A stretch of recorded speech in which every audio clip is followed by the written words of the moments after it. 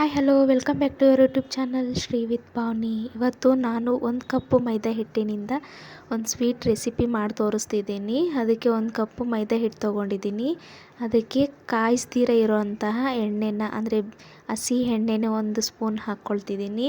1 spoon ಎಣ್ಣೆ ಹಾಕ್ಕೊಂಡ್ಮೇಲೆ ನೀಟಾಗಿ ಹಿಟ್ಟಿಗೆಲ್ಲ ಆಗೋಂಗೆ ಈ ಎಣ್ಣೆನ ಮಿಕ್ಸ್ ಮಾಡ್ಕೋಬೇಕು. ಚೆನ್ನಾಗಿ ಎಲ್ಲ ಕಡೆನೂ ಮಿಕ್ಸ್ ಆಗಿದೆ ಅಂತ ಇಲ್ಲ ಅಂತ ತಿಳ್ಕೊಳ್ಳೋದಕ್ಕೆ ಕೈಯಲ್ಲಿ ಒಂದು ಮುಷ್ಟಿ ಹಿಡ್ಕೊಂಡ್ರೆ ಹಿಂಗೆ ಗಟ್ಟಿ ಆಗಬೇಕು ಹಿಟ್ಟು. ನೋಡಿರಿ ಈ ಥರ ಗಟ್ಟಿಯಾಗಿದ್ರೆ ಅಂದರೆ ನಾವು ಕಲಸಿರೋಂತಹ ಹಿಟ್ಟು ಎಣ್ಣೆ ಎಲ್ಲ ಮಿಕ್ಸ್ ಆಗಿದೆ ಅಂತ ಅರ್ಥ. ಸೊ ಇದಕ್ಕೆ ಈಗ ಸ್ವಲ್ಪನೇ ನೀರು ಹಾಕ್ಕೊಂಡು ಚೆನ್ನಾಗಿ ಹಿಟ್ಟನ್ನು ಚಪಾತಿ ಹದಕ್ಕೆ ನಾದ್ಕೋಬೇಕು.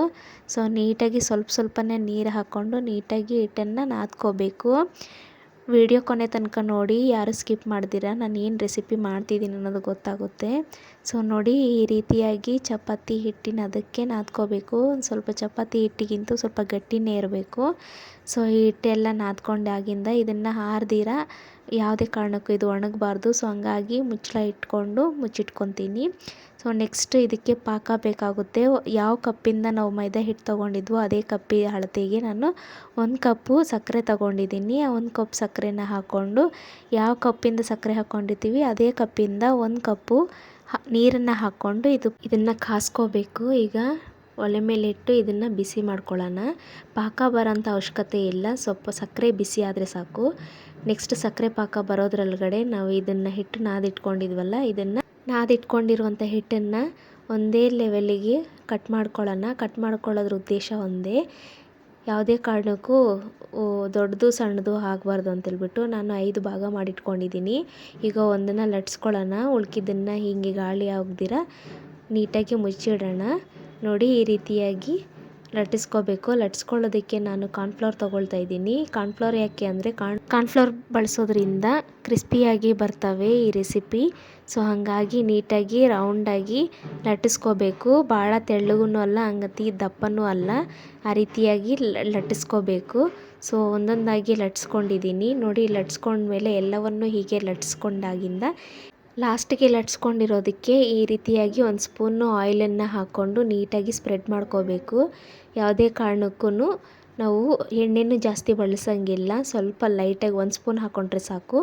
ಹಾಕ್ಕೊಂಡಿಂದ ಇದಕ್ಕೆ ಸ್ವಲ್ಪ ಮೇಲೆ ಕಾರ್ನ್ಫ್ಲವರನ್ನು ಉದುರಿಸ್ಕೊಳ್ತಾ ಇದ್ದೀನಿ. ಕಾರ್ನ್ಫ್ಲವರ್ ಉದುರಿಸ್ಕೊಂಡಾದ್ಮೇಲೆ ಹೀಗೆ ನಾವು ಲಟ್ಸ್ಕೊಂಡಿರೋ ಎಲ್ಲವನ್ನು ಒಂದ್ರ ಮೇಲೆ ಒಂದು ಹಾಕ್ಕೊಂಡು ಎಣ್ಣೆ ಸವರ್ಕೊತ ಕಾರ್ನ್ಫ್ಲವರ್ ಹಾಕ್ಕೊಳ್ತಾ ಈ ರೀತಿಯಾಗಿ ಒಂದ್ರ ಮೇಲೆ ಒಂದು ಹಾಕ್ಕೊಂಡು ನೀಟಾಗಿ ಎಲ್ಲವನ್ನು ಅಡ್ಜಸ್ಟ್ ಮಾಡ್ಕೋಬೇಕು.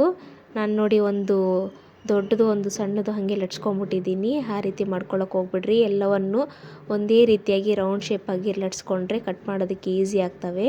ಸೊ ಲಟ್ಸ್ಕೊಂಡಾದ್ಮೇಲೆ ಎಲ್ಲದನ್ನು ಈ ನೀಟಾಗಿ ಅಂಟಿಸ್ಕೊಂಡಿದ್ದೀನಿ. ಅಂಟಿಸ್ಕೊಂಡು ಈಗ ನೋಡಿ ನೀಟಾಗಿ ಇದನ್ನು ರೋಲ್ ಮಾಡ್ಕೋಬೇಕು. ಟೆನ್ಷನ್ ಮಾಡ್ಕೊಳ್ದಿರ, ಯಾವುದೇ ಕಾರಣಕ್ಕೂ ಟೆನ್ಷನ್ ಮಾಡ್ಕೊಳ್ಳೋ ಅವಶ್ಯಕತೆ ಇರಲ್ಲ. ಸೊ ನೀಟಾಗಿ ಈ ರೀತಿಯಾಗಿ ಎಲ್ಲೂ ಪ್ರೆಸ್ ಮಾಡ್ದಿರ ಒಂದೇ ಲೆವೆಲಿಗೆ ಬರೋ ಹಾಗೆ ನಾವು ಈ ರೀತಿಯಾಗಿ ರೋಲ್ ಮಾಡ್ಕೋಬೇಕು. ನೋಡಿ ನೀಟಾಗಿ ಈ ರೀತಿಯಾಗಿ ಹಿಂಗೆ ರೋಲ್ ಮಾಡ್ಕೋಬೇಕು. ನೋಡಿ ಈ ರೋಲ್ ಮಾಡ್ಕೊಂಡಿರೋ ಎಡ್ಜಿಗೆ ನಾವು ಒಂದು ಸ್ವಲ್ಪ ನೀರು ಹಾಕ್ಕೊಂಡು ಅಂಟಿಸ್ಕೊಳ್ಳೋಣ. ಯಾಕಂದರೆ ಎಣ್ಣೆಗೆ ಬಿಟ್ಮೇಲೆ ನೀಟಾಗಿ ಇದು ಕವರ್ ಆಗಬೇಕು, ಇಲ್ಲಾಂದರೆ ಬಿಚ್ಕೊಂಬಿಡುತ್ತೆ. ಸೊ ಹಂಗಾಗಿ ಎಣ್ಣೆ ಆದರೂ ಹಾಕ್ಕೋಬೋದು, ಇಲ್ಲಾಂದರೆ ನೀರಾದರೂ ಹಾಕ್ಕೋಬೋದು. ನೀಟಾಗಿ ಕವರ್ ಮಾಡ್ಕೊಂಡಿದ್ದಾಗಿಂದ ಈ ಎಡ್ಜಸ್ ಏನು ಇರುತ್ತೆ ಈ ಎಡ್ಜನ್ನು ನೀಟಾಗಿ ಕಟ್ ಮಾಡ್ಕೊಂಬಿಡೋಣ. ಆ ಕಡೆ ಈ ಕಡೆ ಇರೋ ಎಡ್ಜನ್ನು ಈ ರೀತಿಯಾಗಿ ಎಡ್ಜನ್ನು ಕಟ್ ಮಾಡ್ಕೋಬೇಕು. ಸೊ ಕಟ್ ಮಾಡ್ಕೊಂಡಾಗಿಂದ ನಮಗೆ ಯಾವ ಸೈಜಿಗೆ ಬೇಕೋ ಆ ಸೈಜಿಗೆ ಇದನ್ನು ಒಂದೇ ಲೆವೆಲ್ಲಿಗೆ ಬರೋ ಹಾಗೆ ಕಟ್ ಮಾಡ್ಕೋಬೇಕು. ಸೊ ಈಗಾಗಲೇ ನಿಮಗೆ ಒಂದು ಐಡಿಯಾ ಬಂದಿರುತ್ತೆ ನಾನು ಯಾವ ರೆಸಿಪಿ ಮಾಡ್ತಿದ್ದೀನಿ ಅಂತ. ಸೊ ನೋಡಿ ಈ ರೀತಿಯಾಗಿ ನಮ್ಗೆ ಯಾವ ಸೈಜ್ ಬೇಕೋ ಆ ಸೈಜಿಗೆ ನೀಟಾಗಿ ಕಟ್ ಮಾಡ್ಕೋಬೇಕು. ನಾನು 1 ಕಪ್ಪು ಮೈದಾ ಹಿಟ್ಟು ತೊಗೊಂಡಿದ್ದೆ. ಸೊ 1 ಕಪ್ಪು ಮೈದಾ ಹಿಟ್ಟಿಗೆ ಆಲ್ಮೋಸ್ಟ್ ಕಟ್ ಮಾಡಿದ್ಮೇಲೆ 7 ಬಂದಿದ್ದಾವೆ. ಸೊ ನೋಡಿ ಈ ರೀತಿಯಾಗಿ ಲೇಯರ್ ಆಗಿ ಇರಬೇಕು. ನೆಕ್ಸ್ಟ್ ಇದಕ್ಕೆ ನೋಡಿ ಪಾಕ ಬಂದಿದೆಯಾ ಇಲ್ಲ ಅಂತ ಚೆಕ್ ಮಾಡ್ಕೊಳ್ಳೋಣ. ಪಾಕ ಬರೋ ಅಂಥ ಅವಶ್ಯಕತೆ ಇಲ್ಲ. ಈ ಸಕ್ಕರೆ ನೀರಿಗೆ ಸಕ್ಕರೆ ಕರಗಿದ ಮೇಲೆ ನೋಡಿ ಹಿಂಗೆ ಕೈಗೆ ತಗೊಂಡ್ರೆ ಸ್ವಲ್ಪ ಹಿಂಗೆ ಸ್ಟಿಕ್ಕಿಯಾಗಿದ್ದರೆ ಸಾಕು. ಇದಕ್ಕೇನು ಪಾಕ ಬರೋ ಅಂಥ ಅವಶ್ಯಕತೆ ಇಲ್ಲ. ಸೊ ಹಂಗಾಗಿ ಈಗಾಗಲೇ ನಾನು ಮಾಡಿರೋದು ರೆಡಿಯಾಗಿದೆ. ಸೊ ಇದಕ್ಕೆ ಒಂದು ಸ್ವಲ್ಪ ಏಲಕ್ಕಿ ಪುಡಿನ ಹಾಕ್ಕೊಳ್ಳೋಣ. ಏಲಕ್ಕಿ ಪುಡಿ ಹಾಕ್ಕೊಂಡು ನೀಟಾಗಿ ಇದನ್ನು ಮಿಕ್ಸ್ ಮಾಡ್ಕೋಬೇಕು. ಸೊ ಇದು ರೆಡಿಯಾಗಿದೆ. ನೆಕ್ಸ್ಟು ಈಗಾಗಲೇ ಕಟ್ ಮಾಡ್ಕೊಂಡಿರೋದನ್ನು ಈ ರೀತಿಯಾಗಿ ನೀಟಾಗಿ ಹಿಂಗೆ ಪ್ರೆಸ್ ಮಾಡ್ಕೊಳ್ಳೋಣ ಸ್ವಲ್ಪ. ಯಾಕಂದರೆ ಇದು ಭಾಳ ದಪ್ಪ ಇರುತ್ತಲ್ವ. ಸೊ ಹಂಗಾಗಿ ಈ ರೀತಿಯಾಗಿ ಸ್ವಲ್ಪ ಲಟ್ಟಣಿಕೆ ತಗೊಂಡು ಒಂದು ಸ್ವಲ್ಪ ಲೈಟಾಗಿ ಭಾಳ ಒತ್ತಿ ಲಟ್ಟಿಸಬಾರ್ದು. ಸ್ವಲ್ಪ ಲೈಟಾಗಿ ಹಿಂಗೆ ಪ್ರೆಷರ್ ಬಿಡ್ತಾ ಲಟ್ಟಿಸ್ಕೋಬೇಕು. ಸೊ ಹೀಗೆ ಎಲ್ಲವನ್ನು ಲಟ್ಸ್ಕೊಂಬಿಡ್ತೀನಿ. ಯಾವುದೇ ಕಾರಣಕ್ಕೂ ಜೋರಾಗಿ ಪ್ರೆಸ್ ಮಾಡಿ ಲಟ್ಟಿಸ್ಬಾರ್ದು. ಇಲ್ಲಾಂದರೆ ಒಳಗಡೆ ಇರೋ ಲೇಯರ್ಸ್ ಕೂಡ ಕಂಪ್ಲೀಟಾಗಿ ಕ್ಲೋಸ್ ಆಗಿಬಿಡ್ತವೆ. ಆವಾಗ ಕ್ರಿಸ್ಪಿಯಾಗಿ ಬರೋದಿಲ್ಲ.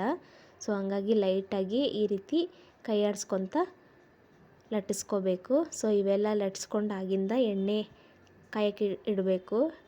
ಎಣ್ಣೆ ಬಿಸಿ ಆಗಬೇಕು. ಯಾವುದೇ ಕಾರಣಕ್ಕೂ ಎಣ್ಣೆ ಭಾಳ ಬಿಸಿ ಆಗೋಂಗಿಲ್ಲ. ಜಾಸ್ತಿ ಬಿಸಿ ಆದರೆ ಒಳಗಡೆ ಬೇಯೋದಕ್ಕಿಂತ ಮುಂಚೆನೇ ಅವು ಕರ್ರಗಾಗಿ ಕಲರ್ ಚೇಂಜ್ ಆಗಿಬಿಡ್ತಾವೆ. ಸೊ ಹಾಗಾಗಿ ಲೈಟಾಗಿ ಎಣ್ಣೆ ಬಿಸಿಯಾಗಿರಬೇಕು. ಎಣ್ಣೆ ಬಿಸಿಯಾಗಿಂದ ಇವನ್ನ ತಗೊಂಡು ಎಣ್ಣೆಗೆ ಹಾಕ್ಕೊಳ್ತಾ ಎರಡೂ ಕಡೆ ಲೋ ಫ್ಲೇಮಲ್ಲಿ ಇಟ್ಕೊಂಡು ಎರಡೂ ಕಡೆ ಬಿಸಿ ಮಾಡ್ಕೋಬೇಕು. ಯಾವುದೇ ಕಾರಣಕ್ಕೂ ಹೈ ಫ್ಲೇಮಲ್ಲಿಟ್ಟು ಬಿಸಿ ಮಾಡಬಾರ್ದು. ಬಿಸಿಯಾಗಿದ್ದನ್ನು ಸಕ್ಕರೆ ಪಾಕನೂ ಸ್ವಲ್ಪ ಬೆಚ್ಚಗಿರಬೇಕಾದ್ರೇ ಹಾಕ್ಕೋಬೇಕು. ನೋಡಿರಿ, ನಾನು ಇನ್ನೂ ಮಾಡ್ತಾನೇ ಇದ್ದೀನಿ. ಇವ್ರು ಆಗಲೇ ತಿನ್ನೋಕ್ಕೆ ಸ್ಟಾರ್ಟ್ ಮಾಡಿಬಿಟ್ರು. ಚೆನ್ನಾಗಿದೆ ಅಂತ ಹೇಳ್ಬಿಟ್ಟು. ತುಂಬ ಅಂದರೆ ತುಂಬ ಟೇಸ್ಟಿಯಾಗಿ ಬರ್ತವೆ. ಒಂದು 10ರಿಂದ 15 ನಿಮಿಷ ಪಾಕದಲ್ಲಿ ಸ್ವಲ್ಪ ನೆನೆಸಿಟ್ಕೊಂಡ್ರೆ ಸಾಕು. ತುಂಬ ಕ್ರಿಸ್ಪಿಯಾಗಿರುವಂತಹ ಬಾದಾಮ್ ಪೂರಿ ರೆಡಿ ಆಗ್ತಾವೆ. ಸೊ ಈಗ ಗೊತ್ತಾಯ್ತಲ್ವ ನಾನು ಯಾವ ರೆಸಿಪಿ ಮಾಡ್ತಿದ್ದೀನಿ ಅಂತೇಳ್ಬಿಟ್ಟು.